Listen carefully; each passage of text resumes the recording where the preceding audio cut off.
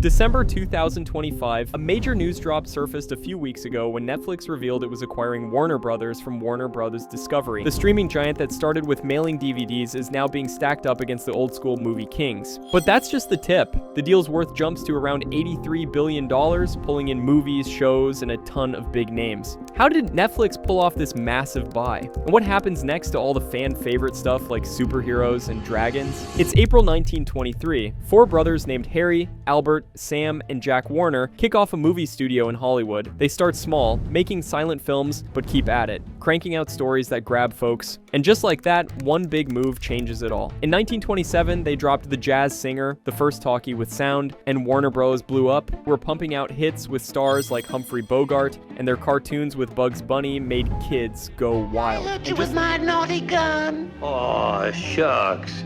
Well, And just like that, fast forward through mergers. In 1989, they joined Time Inc. to make Time Warner, dropping blockbusters like Harry Potter and The Lord of the Rings. Expecto Patronum! It wasn't just HBO. Warner Brothers' main focus was DC, which they kept rolling with James Gunn in charge from late 2022. Under James Gunn, DC gained strong recognition in the cinematic world with films like The Suicide Squad, Wonder Woman, Black Adam, and DC League of Super Pets, all of which received good ratings online. However, this was not the end, as Gunn was also planning a fresh cinematic universe, beginning with Superman in 2025.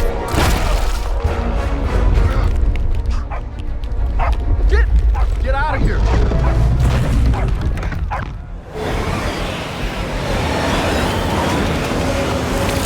However, earlier at that time, DC also released another blockbuster, Dune, Part 2, which became a major hit and received a massive online rating of around 8.4 out of 10, an impressive achievement. But it wasn't just the ratings. These movies also earned millions at the box office for their amazing plots, which did not go unnoticed by fans. And so, more and more deals poured in, with games, toys, and other merchandise, each bringing in significant revenue. By 2025, their stock climbs, the film and TV side worth billions with DC, posting hits like the Batman. Spin-offs also pulled in millions of views, establishing DC as a true competitor to the Marvel Cinematic Universe. However, even with this much success, deep down, Warner Bros. Discovery was facing money troubles with big debt and falling ad sales from cable channels. Consequently, they could not keep going strong on their own, and so two big companies, Netflix and Paramount Skydance, saw this chance and started bidding. And just like that, after a tough fight between these giants, Netflix came out on top and grabbed Warner Brothers. Press release is out, and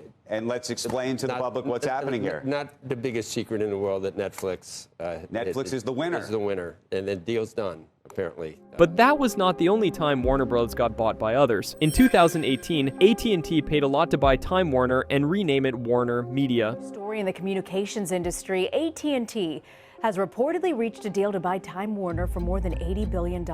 They thought it would help mix phone stuff with movies and TV, but things went wrong fast. AT&T and the studio people did not get along well. Their ways of working clashed a lot. Plus, on top of that, AT&T added huge debt, and streaming grew big while cable lost viewers. And in the end, after just a few years, AT&T gave up on Warner Brothers, marking the end of their merger. But even though Warner Media tried really hard with their DC films to stay relevant, things weren't going well for them. Things were suddenly going to take a deep dive for Warner Brothers until mid-2025 when Netflix dropped a bomb, buying Warner Brothers for $72 billion equity, $82.7 billion total, after splitting Discovery like CNN. It means, apart from the news channel and Discovery, Netflix will have the authority over all the film-related stuff. Announcement on December 5th, 2025 says, Netflix gets film studios, TV, HBO Max, now Max, and big IPs like DC, Harry Potter. Naturally, the first concern for fans is DC.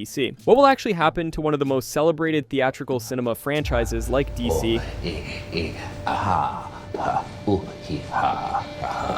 And I thought my jokes were bad. After it is fully acquired by Netflix. At the news of the merger, many feared another reset for the DC universe. After years of reboots and mixed plans, the idea of Netflix stepping in sounded chaotic. Not only that, fans are also worried about what will happen to everyone's favorite superhero franchises such as Batman, Superman, Wonder Woman, and others. Although these fears initially left many people scratching their heads, they quickly settled when James Gunn, who has been running DC Studios alongside Peter Safran since 2022, made it clear that the Netflix deal would not change the current roadmap. Taking over DC Studios, it was not a done deal.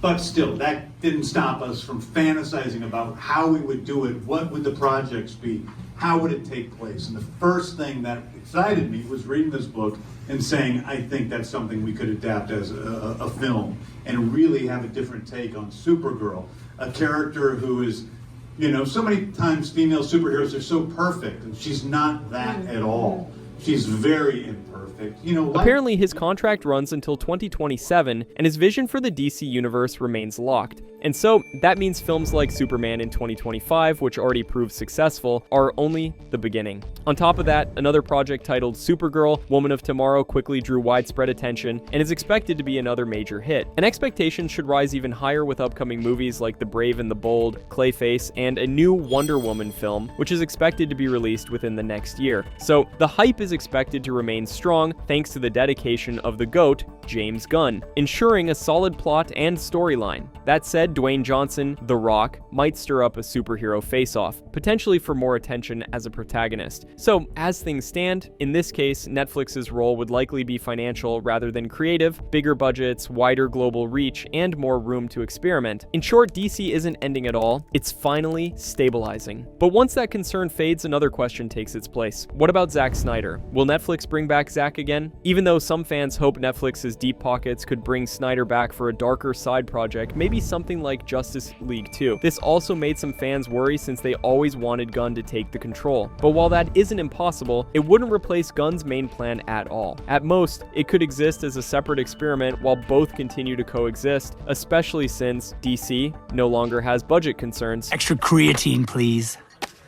Yo, James Gunn! Oh, hi, Zack Snyder. Just saw your new cut of Superman, and word of advice, he's the man of steel, not the man of conversation. Okay. Do more shots of him punching, and here is a secret move. Start the punch at regular speed, and then you're gonna ramp it down. It's not a f***ing secret!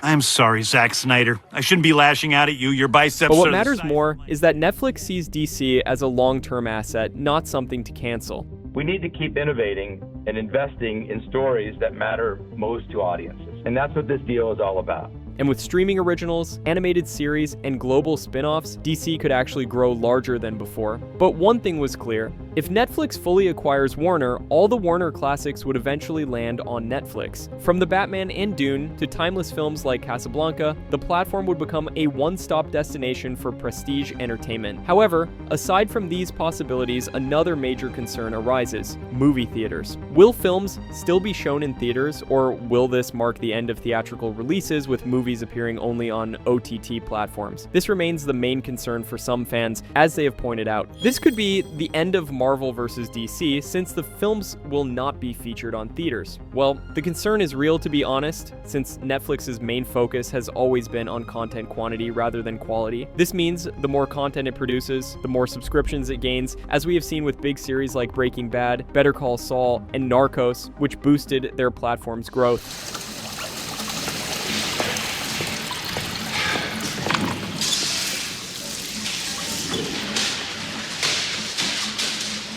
However, surprisingly, despite the many rumors, Netflix has made it clear that Warner films will still be released in cinemas. For now, absolutely nothing is going to change about how Warner Brothers movies are released in theaters, so moviegoers, do not worry, okay? Most importantly, big titles like DC movies, Harry Potter reboots, and other major franchise films will likely still receive theatrical releases. After all, who wouldn't want that when these films earn millions at the box office? But here's a twist: the difference is timing. Instead of waiting months, movies might hit Netflix after 30 to 45 days. Apparently for DC film enthusiasts, fans of Batman, Superman, and even Black Adam, this change is hard to accept, as most moviegoers prefer watching these films multiple times on the big screen. screen. But Netflix claims it's a hybrid model. Theaters still matter, but streaming becomes the final home much faster. And statistically, for some films, especially awards contenders, shorter runs could even increase buzz. For example, Frankenstein was released only in US theaters for a short run and had some success. So,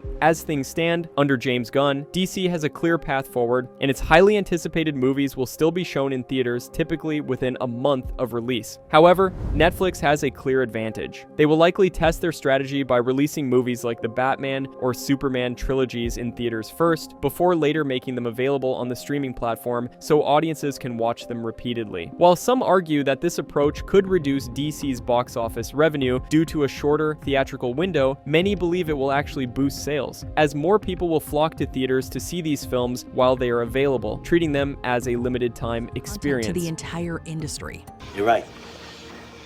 You're right. Netflix's presumed strategy.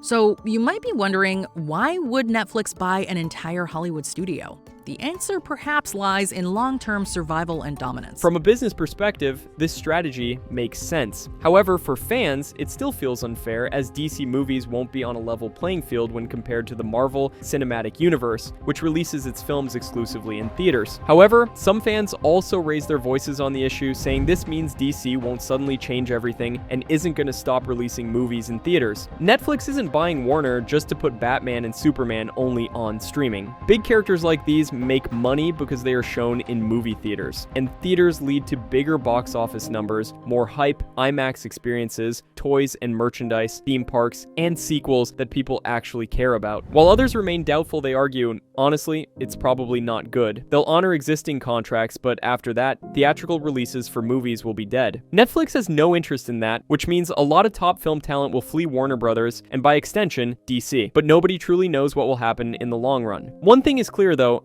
under Netflix, DC would have vast resources and global reach. Rather than killing franchises, Netflix appears ready to expand them. More stories, more formats, and fewer internal battles. Fighting. No fucking fighting! Good.